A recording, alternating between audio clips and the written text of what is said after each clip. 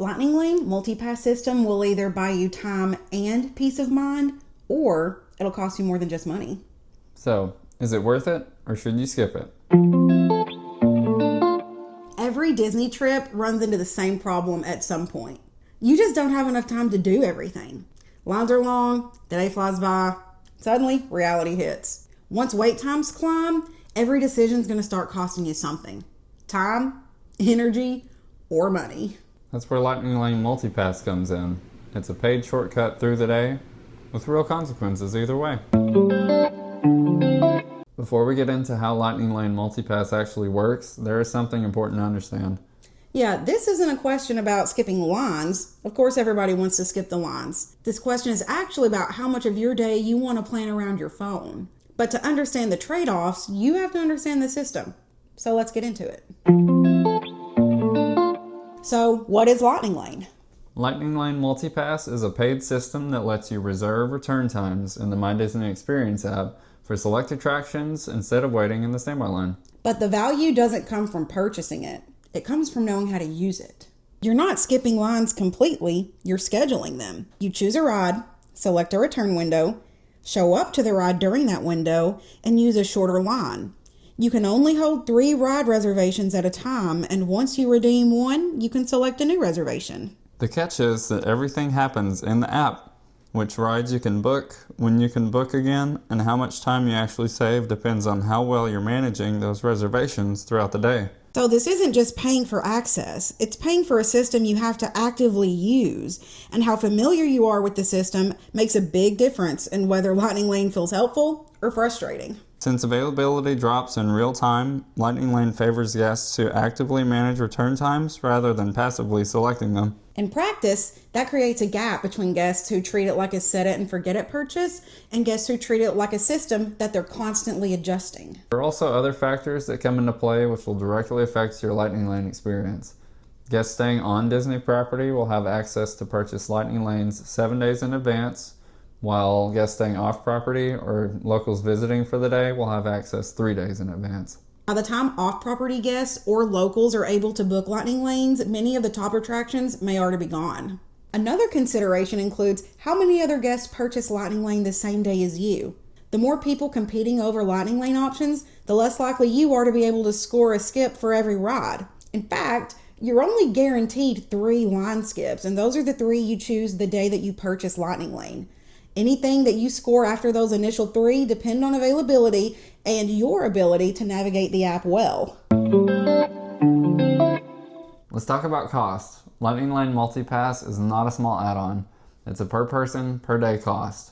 The price fluctuates based on the time of year and the park that you choose, and of course, holidays and busier seasons cost more. You're already paying a ton of money to bring your family to Disney World. And this is an added expense on top of that doesn't even guarantee success because you're not paying for a guaranteed outcome. You're paying for access to a system. So let's say a family of 4 decides to purchase Lightning Lane MultiPass on a busy day at Magic Kingdom where they're going to be paying $35 per person.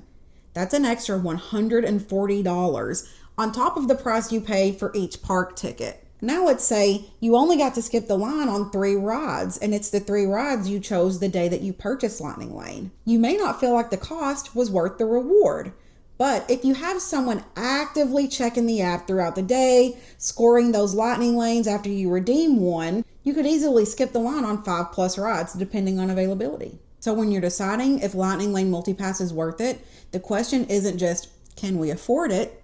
It's also, will we use it enough and well enough for the cost to make sense for your day?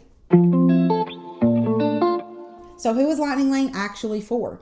Lightning Lane MultiPass works best for a very specific type of guest. If you're someone who actually likes managing systems, checking the app, refreshing for availability, and adjusting plans as those return times disappear, Lightning Lane MultiPass can be genuinely satisfying. You're deciding what happens next instead of letting the day decide for you. It's also helpful if you're focused on ride count. If your main goal is how many rides can we fit in, Lightning Lane helps you build momentum instead of losing it waiting in long standby lines. And for some people, standby lines just aren't realistic. Whether that be impatience, small kids, mobility issues, or sensory overload, whatever the reason, Lightning Lane can help remove one of the biggest friction points of the day. It's also a big help if you're working with limited time.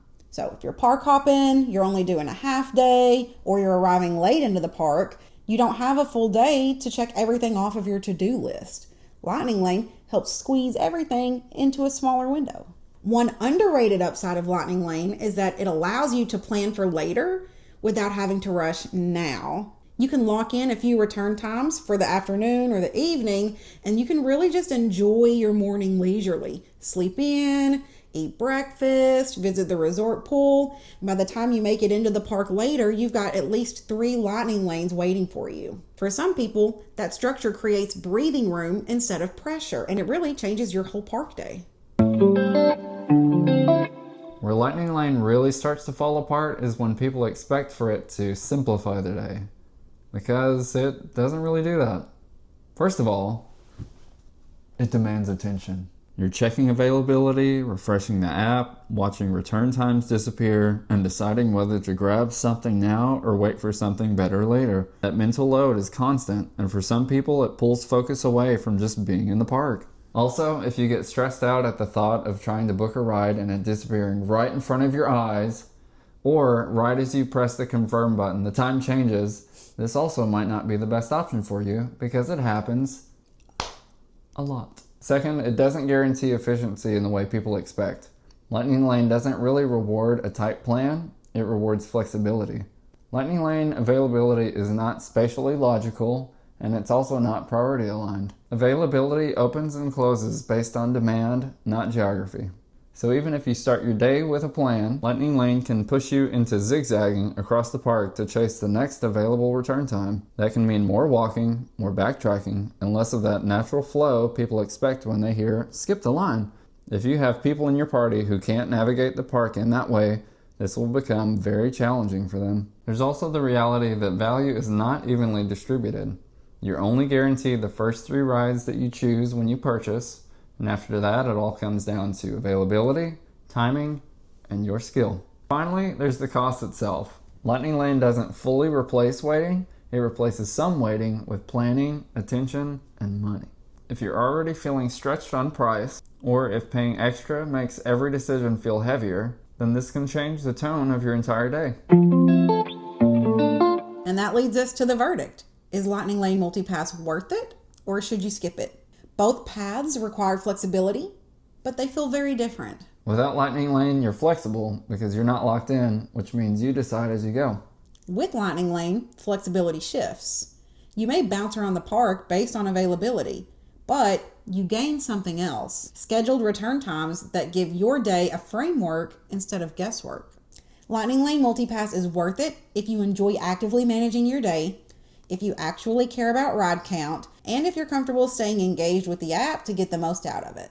For the right person, it can turn a crowded day into a very productive one.